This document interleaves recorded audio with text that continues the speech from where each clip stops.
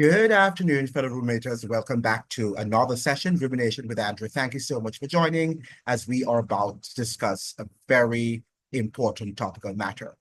Now, this afternoon, I should say, let's talk briefly about the whole concept of politics in Jamaica. You know, people are so partisan in their orientation that they believe that if you speak and if you critique a political party, be it the PNP or the JLP, it means therefore that you are against or for a particular party.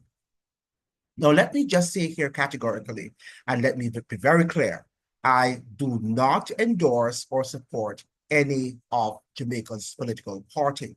I do not endorse, neither do I support any of the two major political parties, being the PNP or JLP. I do not support them. And may I also suggest here, may I state here that they also do not fund me. They do not support me. I'd be happy if they could send me some money because I need some money right now, right? And I'm broke, right? But at the same time, I do not, I do not accept and I do not prostitute myself like that, right? I wouldn't accept money. I accept money if they want to support the channel, but they would not force me. They could not coerce me to spread their misinformation and propaganda. I am not that sort of person. In fact, when I was at university, I challenged a lot of my professors in terms of their orthodoxy and the fact, when they're not telling the truth and when they're just singing from the hymn book of the intellectuals. I often challenged them, even though sometimes my grade would be at stake. So I have always been this person to challenge what I think needs to be challenged and to question. Because a lot of times, many of us, we have been brainwashed and we have been, acculturized to just believe and to follow what we see and what we have heard and what we have read, not sometimes critiquing it for ourselves. So we have to learn to understand that, as far as I'm concerned, I think that these two major political parties have been in Jamaica for decades now, and we should see that Jamaica is still undeveloped and underdeveloped. So it says a lot about these two major political parties. Every successive administrations, and even when the election come, every successive elections, we have political personalities, right? We have had the likes of Michael Manley, okay, we've had the likes of Edward Seaga, of P.J. Pattersons, of the Portia Simpson Millers, and the Bruce Goldings, and right now we have Andrew Holness. So we have seen quite a number of them. We haven't had a lot because we have not been independent for a long time. But these personalities have just been political personalities who have entertained us, some of whom we might like personally, right? And nothing is wrong with that if you like a particular personality, because the individuals as individuals, as human beings, we were made to like and, and in some cases we dislike different personality and their traits, their characteristics. So I have no problem if you like Andrew Holness or if you like Marky G. That's not any problem for me, because that is your right to either vote for them, to love them, to like them, to prefer them. But at the same time, we have to look at the big picture in terms of development. How have these two major political parties developed Jamaica? What is their blueprint? What is their vision?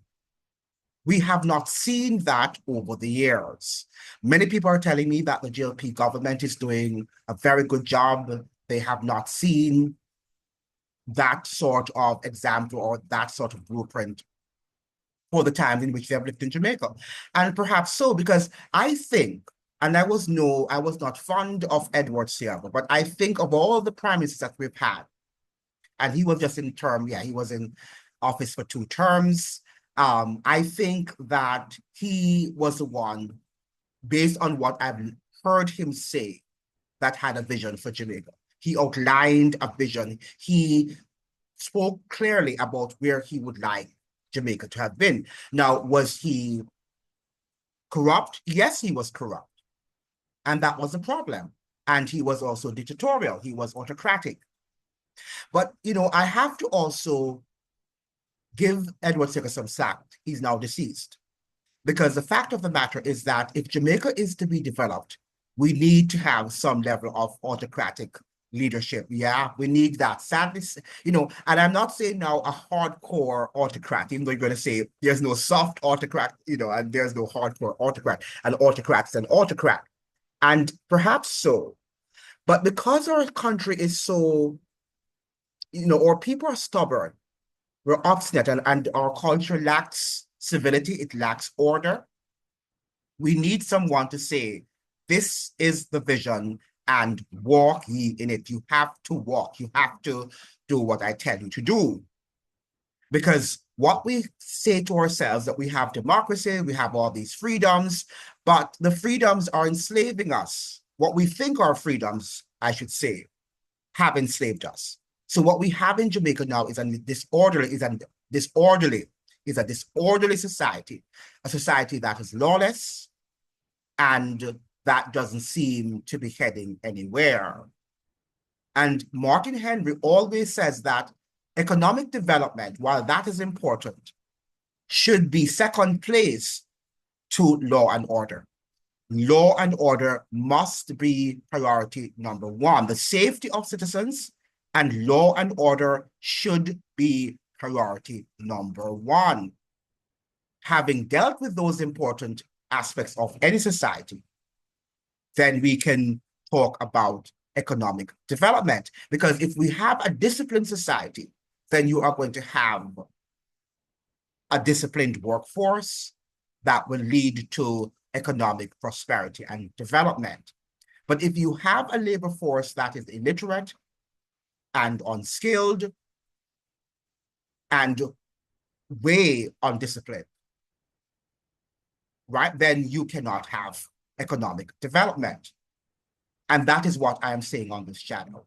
I am not supporting any of the political parties. What I am supporting is economic development. And I would like to see our politicians outline, sketch for us a plan in which they are telling us, in the next 5 years, in the next 10 years, where they would like to take Jamaica. It's often some generalized statements that they make. And a lot of these generalized statements, they are not grounded in facts, neither in reality. So they will tell you, for example, that Jamaica needs to have lots of technology if we want to develop. Yet still, where is that technology coming from?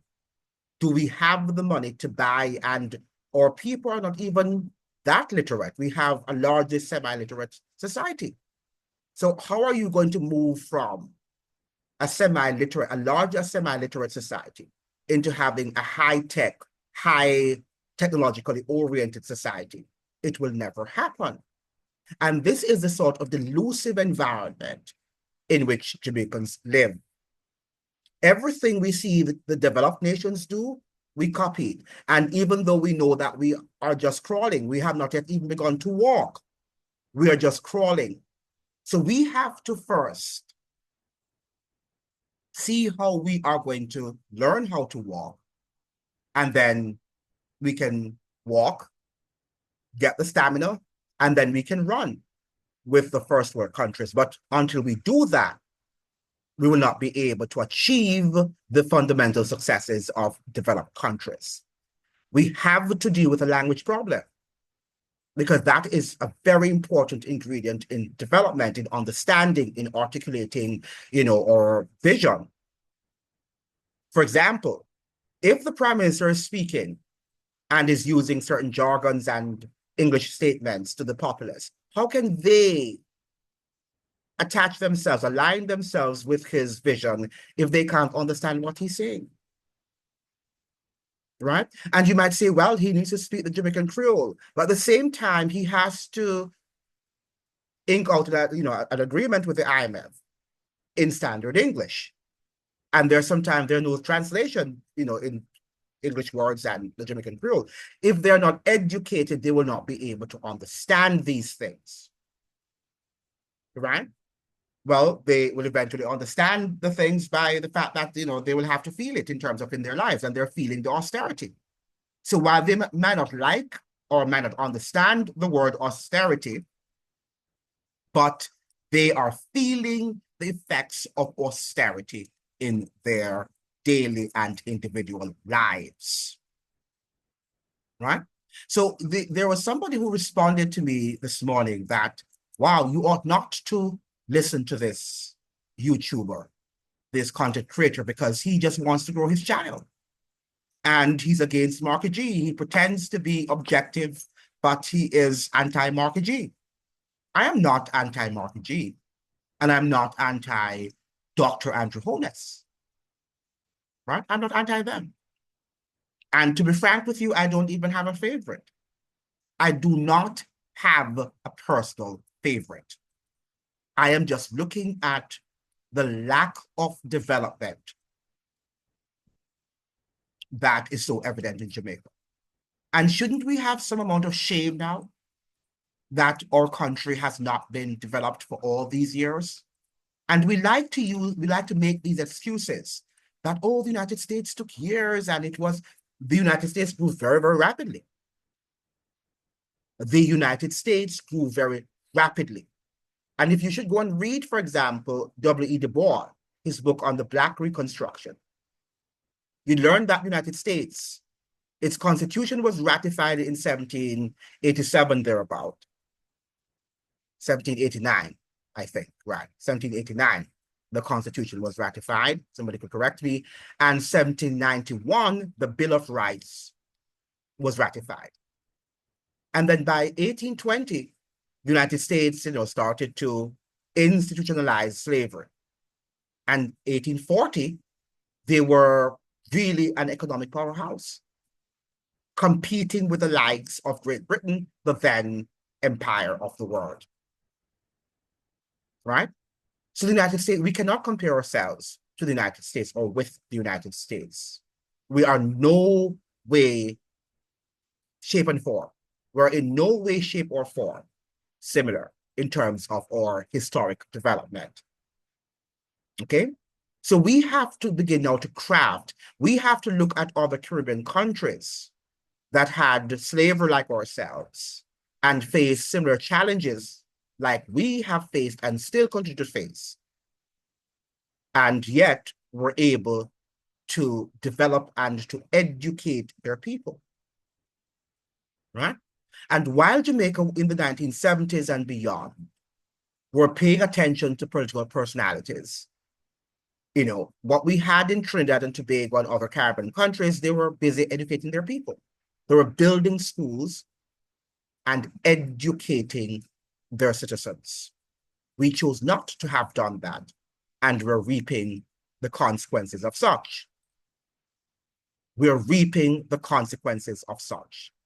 And I think that I did a video, I might not have published it yet, or did I publish it? I think I did, in which Peter Espute spoke about the fact that during, the post-emancipation, he spoke about the fact of how many high schools had been built.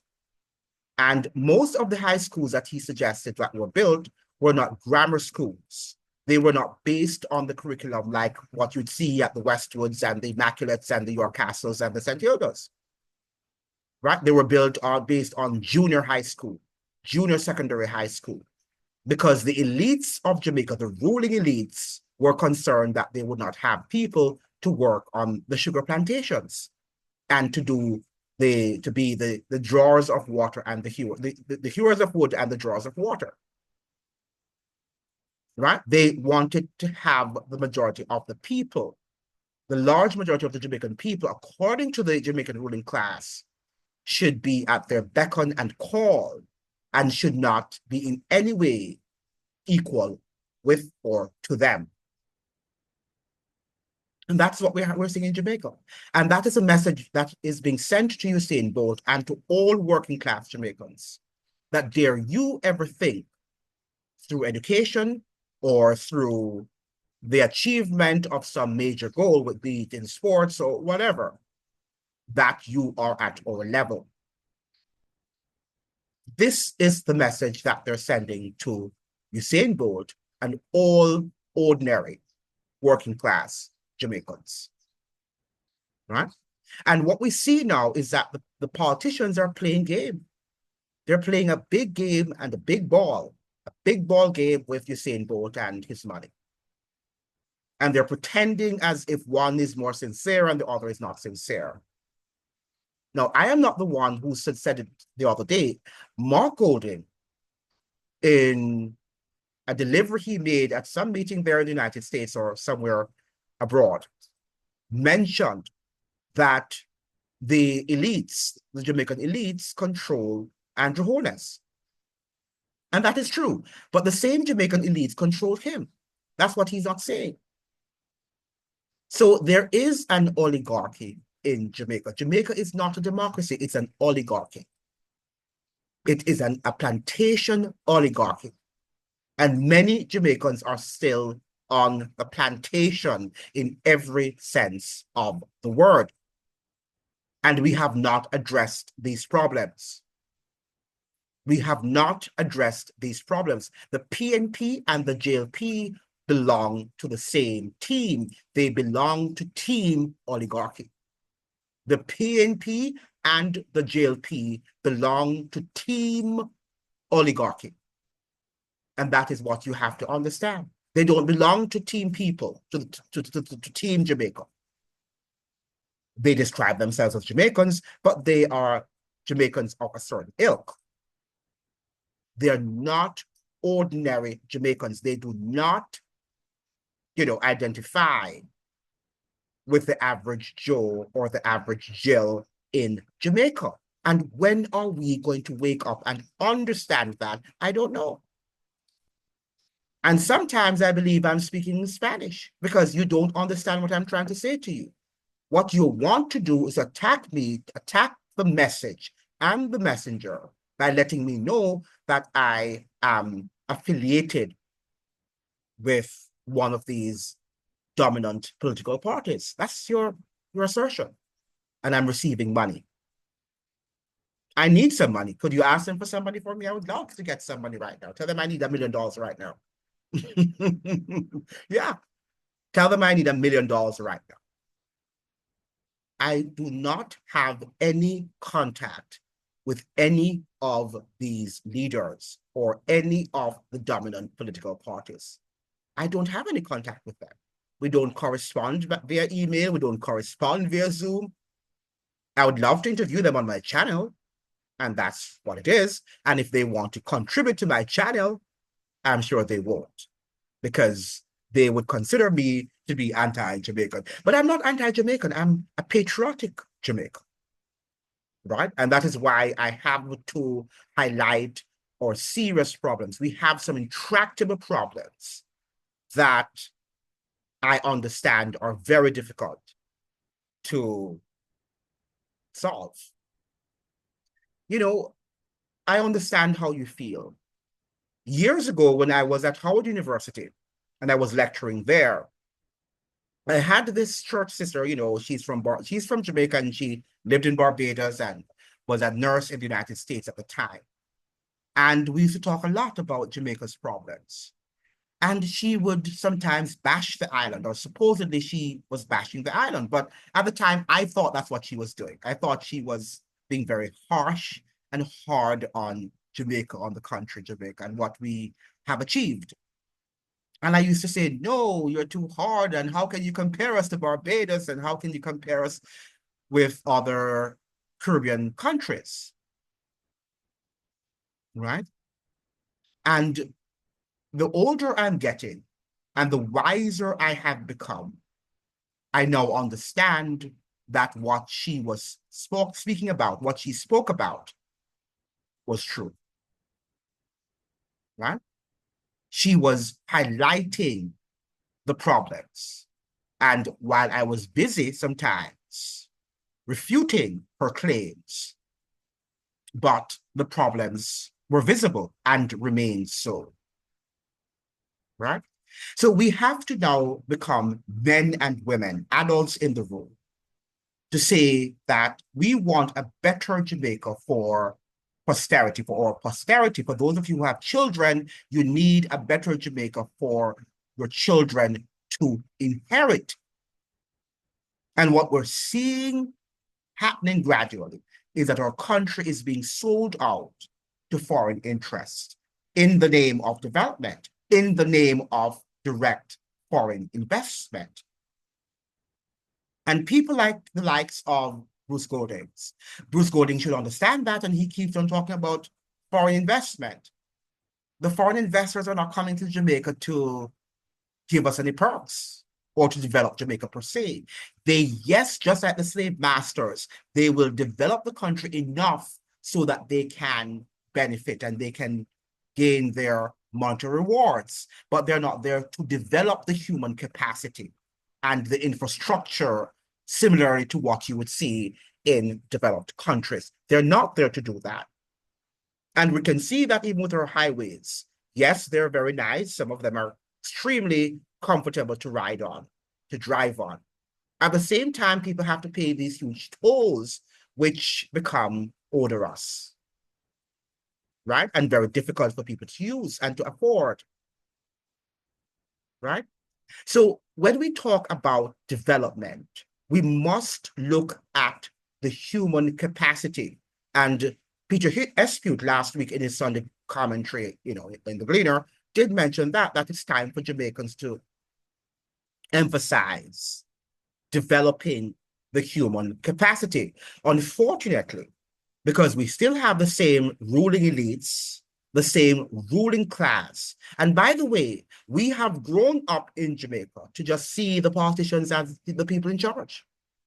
And there are no other power or power centers apart from external, power,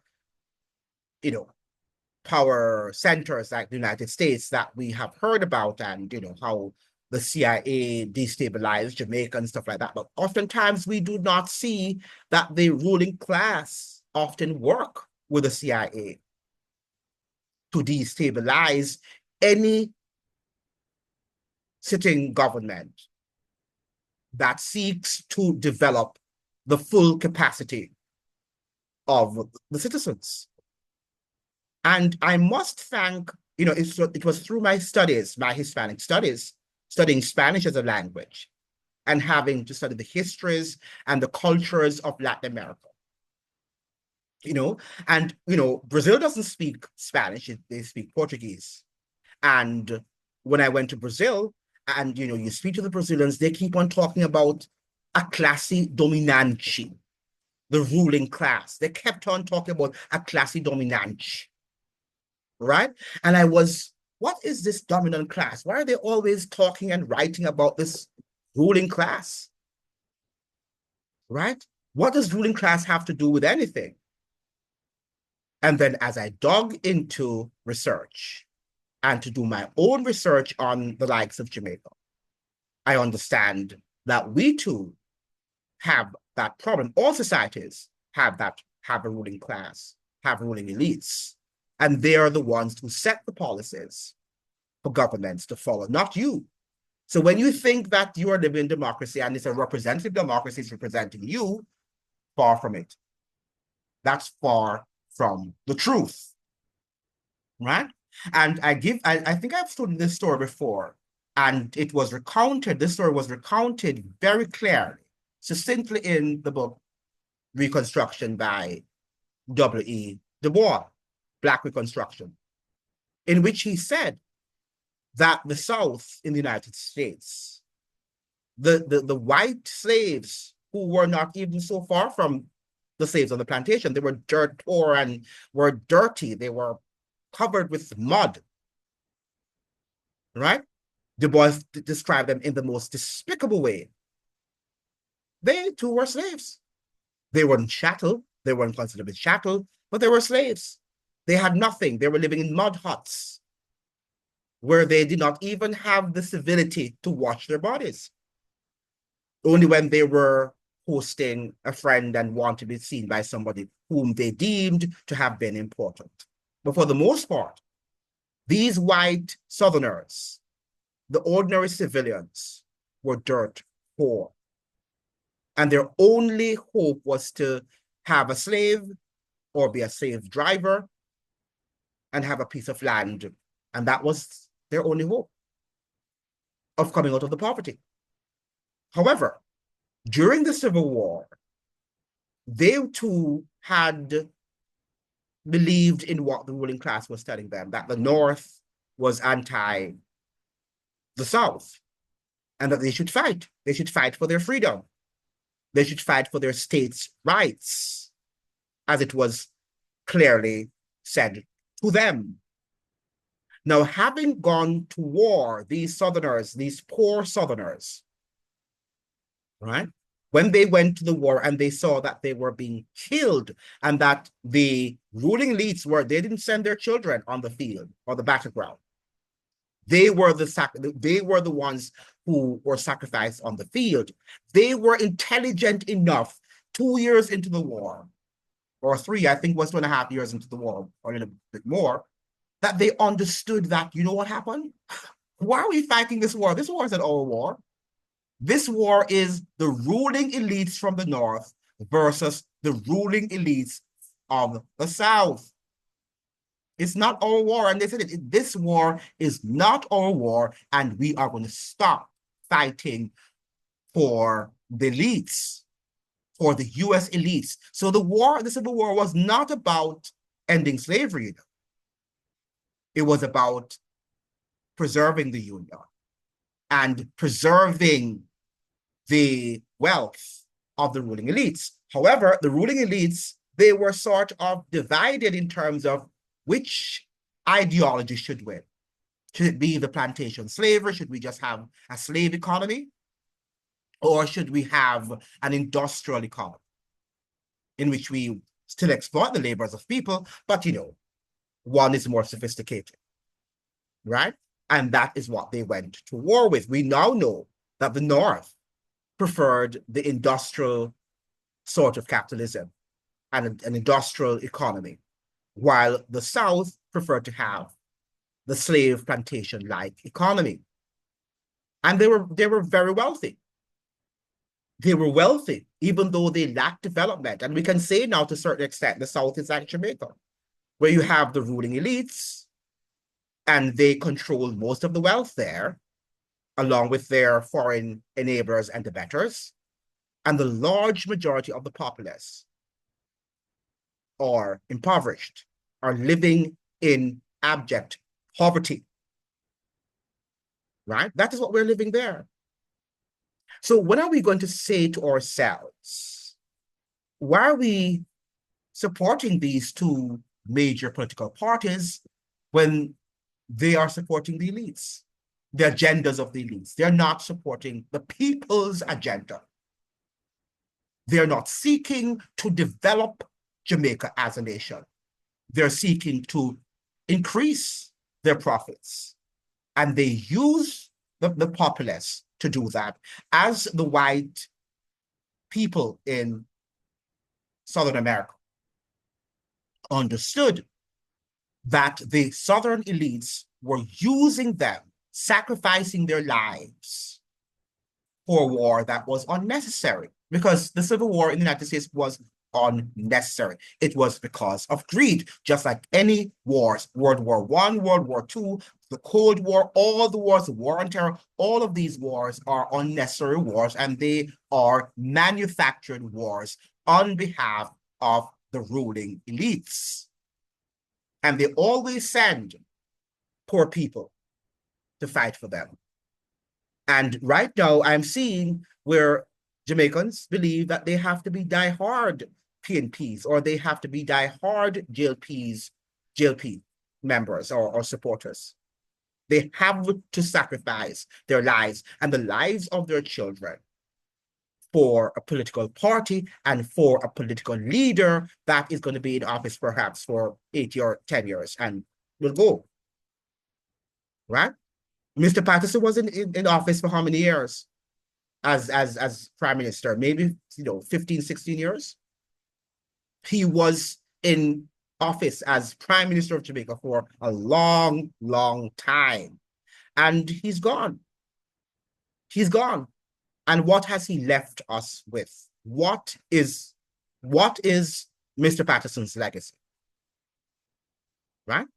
We have to deal, as a people, we have to deal with the consequences, right? With the consequences of Mr. Patterson's and, Mr. Omar Davis's toxic policies.